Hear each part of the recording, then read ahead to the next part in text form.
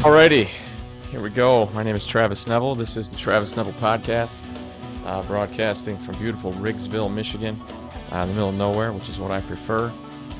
I've written a couple of books now, 3 actually. First one's called The Jossman Method. I don't talk about that much, but a couple years ago I wrote this one. It's called Reviving Masculinity. It contains all the habits that have kind of gone along the wayside as more and more men are raised without a good solid father in the home. And then this one just came out in May.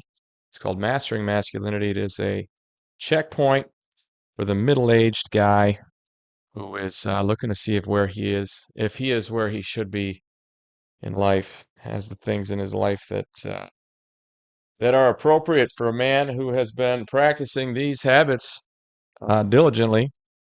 Yeah, I'm proud of both of them very much. You can get them on Amazon. You can get them at Barnes and Noble. You can get them at Walmart. You go to my website, travisneville.com, and get them there. Yeah, they're basically everywhere that you can get books and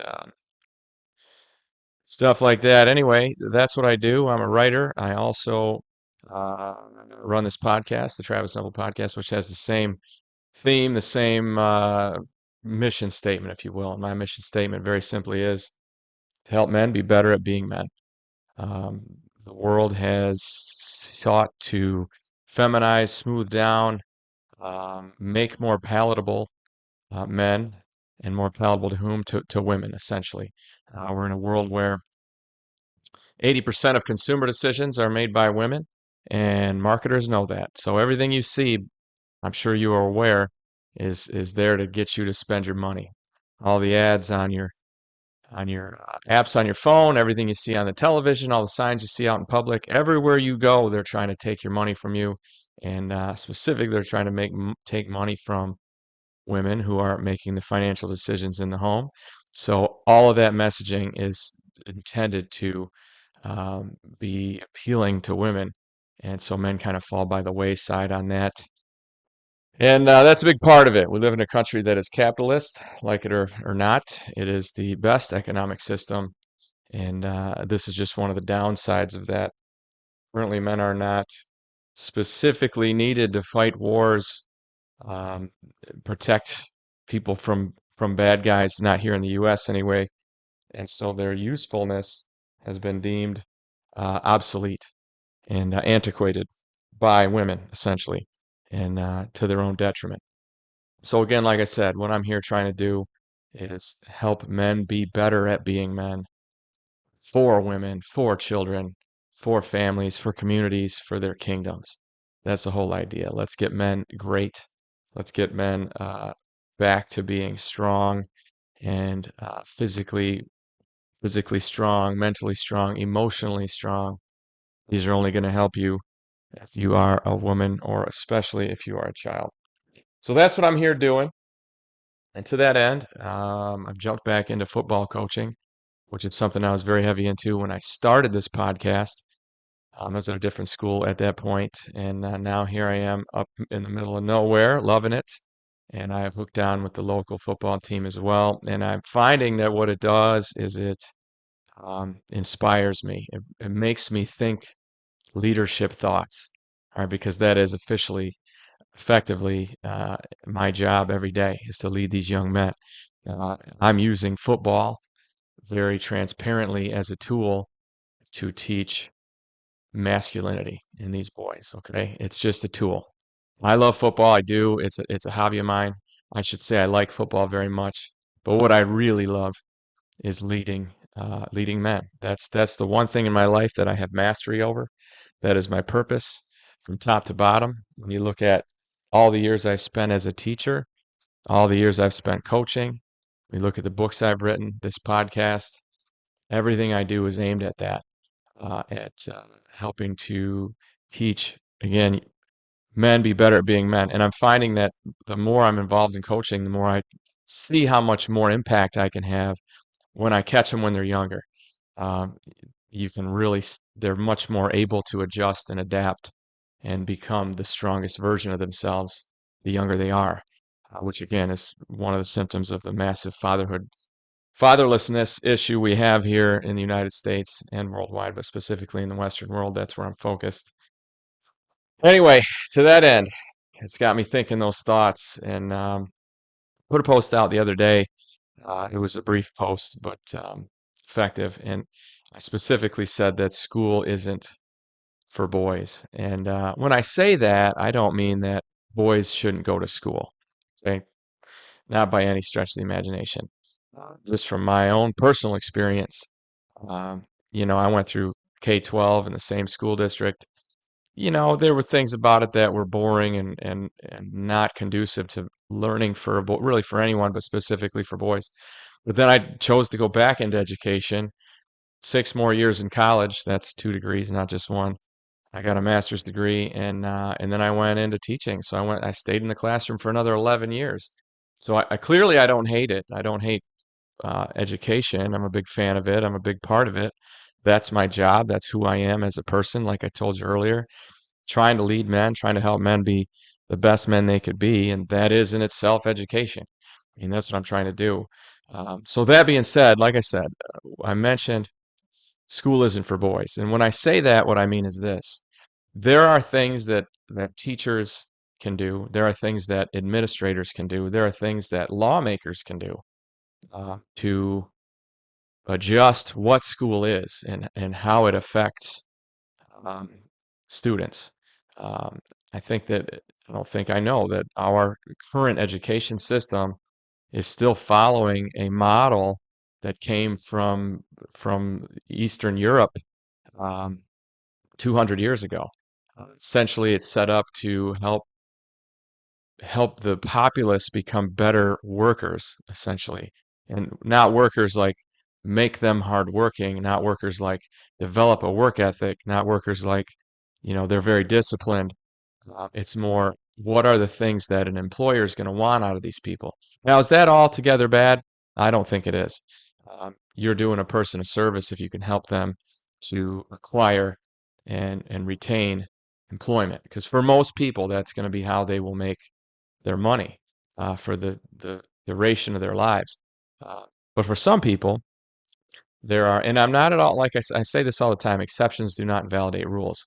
Uh, However, I think that school in general, it does create that worker very well, but it does not very well leave room for the people who are going to go off and do their own thing.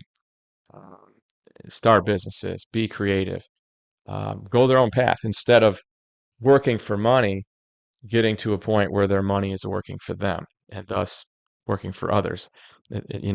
Basic economics, the more money you make, for most people, you are going to spend that and put that out in the economy. That helps the economy. If you have a business, you're going to employ people there. That helps those people, also helps the economy. There are a million reasons why going off and starting your own thing is good for everyone, but specifically good for those individuals. I think of my buddy Fred. I've known this dude since high school, and he was nuts in high school. He got kicked out of school. They wouldn't let him graduate, and it wasn't because he was stupid. It was just because he was nuts. I mean, we called him Crazy Freddy. Uh, I find out later, knowing him in our 20s, that he was actually a highly intelligent guy, but he was real high energy, uh, always adrenaline seeking, trying to do crazy stuff. So I would call him Crazy Freddy. And none of that is congruent with what goes on in a public school. So I remember that very clearly. He, as a senior, he started a big food fight in the cafeteria. I laugh because I know the guy so well, but it's just so cliche, right? He starts this big food fight, and of course they kick him out of school and won't let him graduate, and all these things happen as a result of that. Oh, thou shalt not break the rules, you know. You must be a conformist, or we will take you down. And I don't think at any point was there a conversation between Fred and administrators, teachers, whatever, trying to understand him. And not that he would have been able to really articulate who he was at that point anyway, but uh, that's the situation. So when I look at him and I see what he is now, he is definitely a nonconformist. His kids, and he's got a bunch of them, have lived their educational lives almost 100% remote. Fred's degree, that's right, he went and got a degree, was in education. And so he's homeschooled his kids a lot. He's done a lot of things online. They've moved all over the world through their youth. And I always looked at that like that was just another crazy thing that he did. But he saw what education, how it limited him. And he doesn't want education, public education, to limit his children. And I really admire that. That's a bold and difficult, challenging move. There's a lot of people who are going to sort of talk shit to you for making a choice like that. And again, not for everybody. Matter of fact, not for most people. But when I look at his success story, it reminds me that, yeah, public school is going to thwart the best efforts of some people who are actually very intelligent and creative thinkers. And it's well documented that Einstein, and I'm not saying Fred's Einstein because he's not, but he was a slow processor. Like it took him a long time. So school didn't work well for him either. And he's, sort of the smartest guy ever, at least he was during his time. Um, so that's a shortcoming of public education. And, as a guy who was in it for as long as I was, uh, I've earned the right to make some judgments there. Both my parents were teachers. I've got close friends who are still teachers. I've got other buddies who are teachers and got out, and they think about it the same way I do. Uh, Anyway, going in deeper, more deeply into reasons on why school is specifically not ideal for young men. There's just the basic sit down and shut up part of it. The follow instructions, do as you're told, that is much more easily acceptable to girls. And I saw that, through my whole teaching career. Girls are always your best teacher aide. Girls are almost always your best student. Um, boys are 78% of discipline referrals nationwide, which is crazy because teachers are 78% female nationwide. I don't know, connection? We can talk more about that in a minute here, but yeah, that's one big part of it. The sit down, shut up. Boys aren't going to learn well doing that. It's going to be sit down, shut down, not just sit down, shut up. Um, Active learning is huge. Like I look at my football team, for example, and I know that's an unusual sort of microcosm of what boys are, but I think it's a much more illustrated, exaggerated version of what boys are. And they learn by doing. I can whiteboard a thing, I can whiteboard something we're going to do on defense, and they will sort of get it.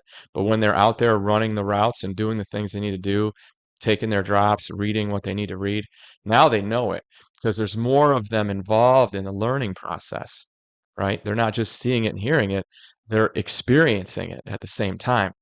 So that's should be common knowledge. I mean, that's a very basic thing. I remember as a teacher learning about teaching styles or learning styles, I should say, different ways that kids learn, and everyone learns better hands-on, specifically boys, higher percentage in that pie chart. Boys who can learn better hands-on. So there's that. Sit down, shut up. There's the sterile government building lit by fluorescent lights, all brick. A lot of rooms don't have windows. There is, it is just like being in prison. And effectively it is.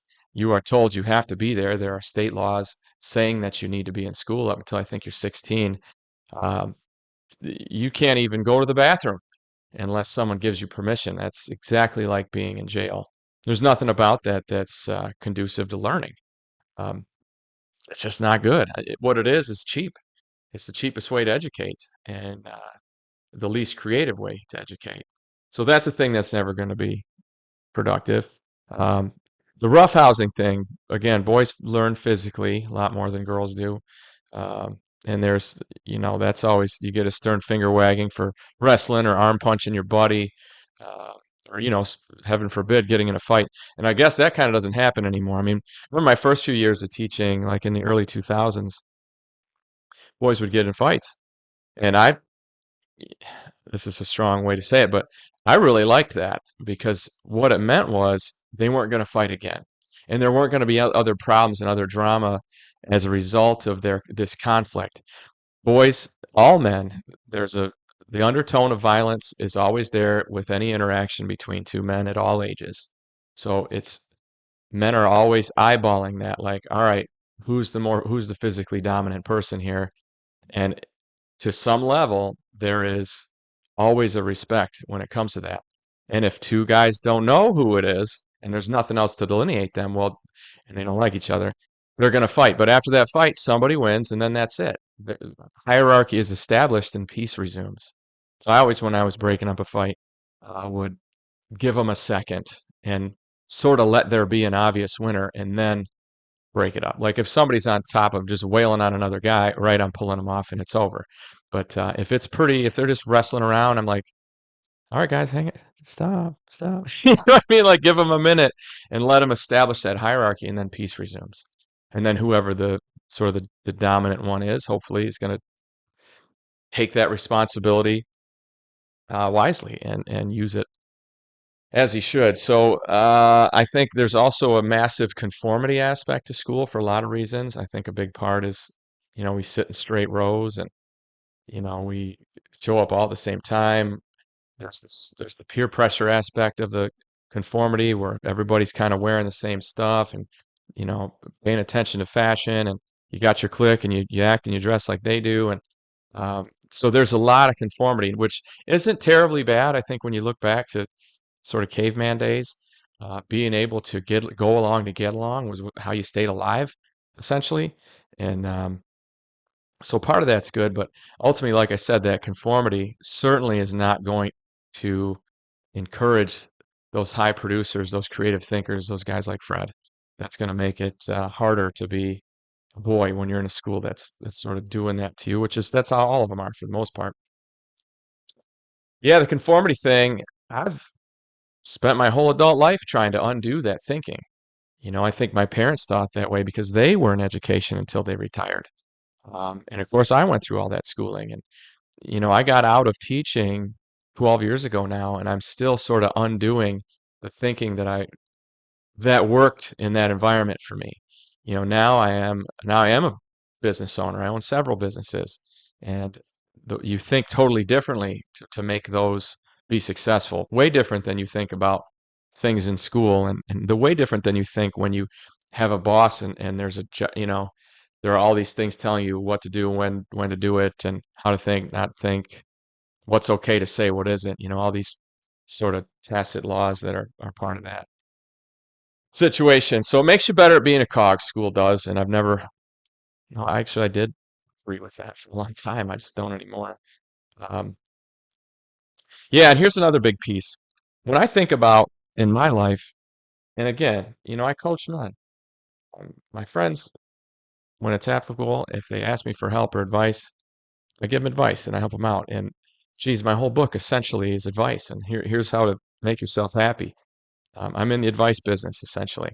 And the what has made and not made my life so far. So when I look back at what are my greatest triumphs and what were my lowest points in my life, none of them have anything to do with English, math, social studies, um, timeliness, being conform, being a conformist. None of them have anything to do with anything I learned in school, and that's all the way through a master's degree now.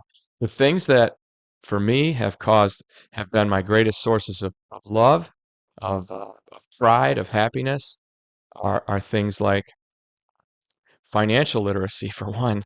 Second, relationship skills. That's the most important thing in my life. That's what's caused me the most happiness in my life, and conversely, that has caused me the most uh, downtime. That's caused me the most sadness, the most anger, the most frustration. Most of my negativity has been due to relationship tumult, turmoil, whether it be between a friend of mine and myself, or a coworker, or specifically, definitely a romantic relationship. When that's going very well, I have found myself to be much happier. And the converse of that is when things are not going well at home, it's very difficult for me to be effective in other areas of my life. And I know that. I can remember that very specifically as I was getting closer and closer to getting divorced. I mean, going to school and being a teacher was the thing that kept me straight, kept me sane, kept me going. But it was very difficult to be great at it when that was always kind of pulling at the back of my mind. It was never out of my head. Um, and what's the point I'm making there? Well, shit, why aren't we teaching these things in life? I mean, when you look at school, it's an adult factory, okay, from K through 12. They come in, they're little kids, they're 4 years old in preschool, they're 5 years old in kindergarten, and they leave, they're 18, they're adults.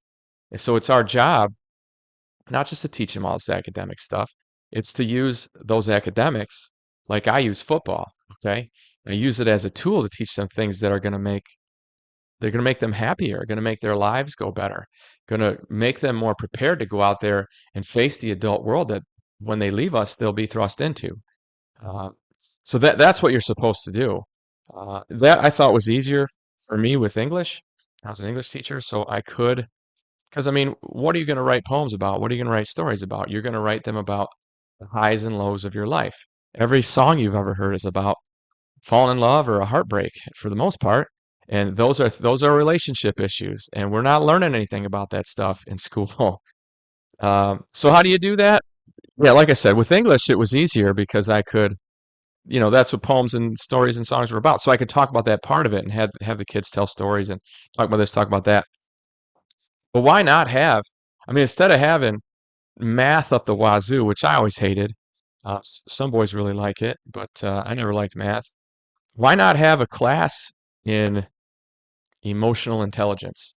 How about one for boys and one for girls? I mean, these are the things that I'm studying now in my 40s, but they would have been exponentially more valuable had I learned them at a young age and been paying attention to them. I'd have never got married to my ex-wife, or at least things would have been a lot better if I were going to choose to do that. I would have I tried at least to fix a bunch of things first. Yeah, things in my life would be different had I had I known then what I have learned since then. Um, think about that like an emotional intelligence class for girls, where I would say step one is learning emotional regulation, understanding that just because you're feeling all these emotions, that doesn't mean that you have to act on them. And just because you're feeling sad doesn't mean you have to look and act and be sad everywhere you go, everything you do, and drag everybody else down too. Um, without overgeneralizing. Just because you're angry about a thing doesn't mean you got to go, you know, yell at people or, again, emotional regulation, learning how to deal with that, how to process emotions. Because women have more emotions than men do. It's just what it is, or more intense emotions. And then they've got that monthly wave of emotional BS that goes through. And thank you for doing that, ladies. You keep the world going. You keep producing more Americans, which is awesome. So think about a class like that, what that could teach a young lady and how much easier it would make her life to be able to, especially her life just in high school alone, middle school and high school, all those changes happening. You got a place where you can go and learn how to deal with it, learn how to understand yourself better, which is going to, of course, then, give you a little bit of empathy for others, compassion for others. That could be very useful. And then how about emotional intelligence class for boys, where it isn't just, um, you know, where boys don't just get angry all the time, right? I mean, I've talked about this before, the massive anger. Every negative emotion that a man feels, sort of the only acceptable way to express that outwardly is anger. And that's no good for anybody, right? So let's learn as boys to figure out what we're feeling, figure out how we're feeling, why we're feeling it, and then learn how to deal with it. Okay, really, I'm embarrassed because something happened at home, so now I'm angry all day at school. Or, I'm really worried about the game tonight because I don't think I'm prepared, so I'm showing that as anger when I'm in the building. Or, worried. I'm sad because my mom and my dad are getting divorced, and so I end up punching lockers and causing problems and being angry. And it's just me not being able to deal with these emotions that are going through me. So why not have a class for that? How teaching boys how to deal with their emotions, right? And then, further along, how about a co-ed relationship class? Where now that we know who we are and how we work, and she knows how she works, and now we can start learning how to make that work together. We can start learning, uh, how to, again, now that I've learned who I am as a boy and all that stuff, now I get in this psychology class, this relationship class. Now I'm going to learn what it's like to be a girl and how that's different. And now she's going to learn what it's like to be a boy and how that's different than how she is. So now we can start to understand each other, which is the basis of all communication. And again, when you look at your own life, look at where you failed and where you've had your greatest sadness. It probably has to do with relationships. And I would guess that most of you just don't have the tools. Like you've never been taught how to deal with that sort of thing, how to manage those sorts of things. And at this point, I'm an expert, right? I mean, I've written a few books about masculinity, and a big part of masculinity is how you sort of look in contrast to women and how you interact with women. So I've learned a ton about that stuff, and like I said, I'm good at it now, and I can effectively do that. I've done that in relationships I've had as I've learned this stuff. But man, would that be helpful, right? Look at our divorce rate in the country. It's over 50%, and we could fix that. Imagine what that would do for young people when their parents are staying together because they learned the stuff that they needed to learn to make them happier and healthier when they were kids, when they should have learned it, when they were malleable, when you can adjust them. Like I said, here I am doing it now. I'm trying to help men be better at being men. The best way to do that is teach boys to be men. That's the void I'm filling really here, right? I mean, we got fatherlessness everywhere in our country. I look across my football team, there's kids who don't have a father or a good father at home. And I know that I'm just who I am and how I act and how I think and how I interact with them is giving them an alternative role model to adjust, to adapt to try on, to think, hey, maybe that's the kind of man I want to be. Maybe the person at home isn't exactly what I want. Oh, there's these other types of men out there that I can be. I can be that. I can be like that guy instead of like my dad, or maybe a combination of both, right? Maybe my dad's great at XYZ, but I would like this ABC from this other guy. And that's what I did. My dad was a great guy. My uncles were awesome. I picked up things from all of them. I had a coach that was great in high school. I've had I still have mentors, older guys that I hang around that I talk to. I think about um, Doug Harp, the sheriff, when I lived in Indiana. I looked up to him and I absorbed some of his traits. Flint, the guy that I coached with at Grand Blanc, I do some things like he does. My buddy Alan runs a business, and I haven't talked to him in a few years, but he certainly has been impactful. When I was a young guy in my teen years, my neighbor, my dad's buddy, his name's Dell, this real hardcore cowboy.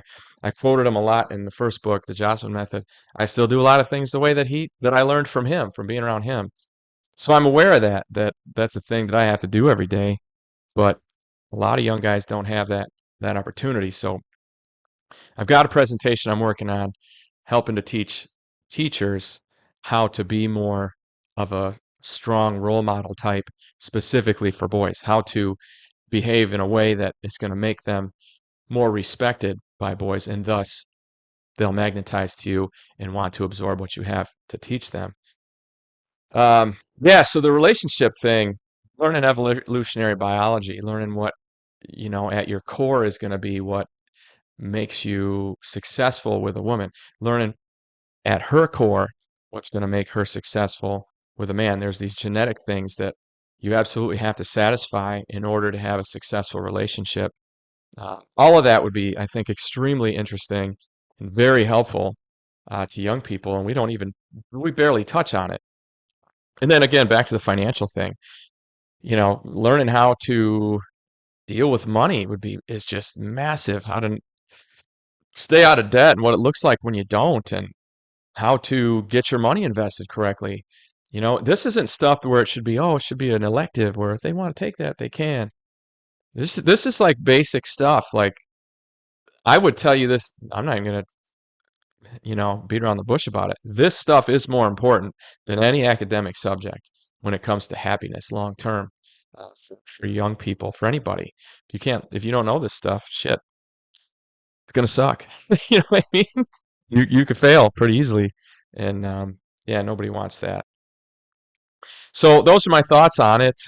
Yeah, can we make school better specifically for boys? Yeah, like I said, I've got a full presentation on that.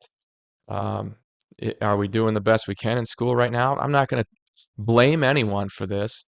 I'm just, especially not teachers. I know they're in there doing their best. I was right there with you for a long time. I enjoyed that time. I did my best under the constraints that were placed on me to influence, to role model, to help these kids be happy and successful. And I've watched a lot of kids that I had in class be successful. I'm not saying it was because of me, but I've had people thank me. Of course, you as a teacher, you're going to get that. And that's rewarding. and it helps them. And I've watched kids go off and do things that I know I taught them that led to their happiness. And, that's positive as well. That's our job. So anyway, yeah, education. Can we make it better for all kids? Yes. Can we specifically make it way better for boys? And again, for teachers, there are going to be way fewer problems in your classroom. It's going to be way easier to deal with. Like your day is going to go better, right? And for the world, these are going to become better men who then protect, provide, and preside over everything around them. And there is no situation in the history of humanity where that hasn't been a good thing. The only people that don't like that are the ones who are blind to the fact that the luxury that they have of not liking men is provided by men. You know what I mean? The same people, yeah, are the ones who are the biggest collectors, I suppose, on that. So, yeah, school. Not great for boys, not great for everybody. I got some ideas on how it could be a lot different. Trying to angle my work that way, because like I said, as I work around these young guys, I'm realizing I can make a way bigger impact here. Now, these books are going to help you. Sure, if you're past that window, you're in your 20s, not sure why things aren't going well, check out Reviving Masculinity. That's what it's here for. You get to your 40s, you want to see if you're where you need to be. This one will help you. Mastering Masculinity. Uh, Both awesome. Like I said, proud of both of them. And yeah, I'm Travis Neville. This is the Travis Neville Podcast. Travis Neville's Ideal Man Podcast, I should say. We've changed, we've added a little tag there. And I hope that in some way today's show helped you to get your shit together. Have a great week.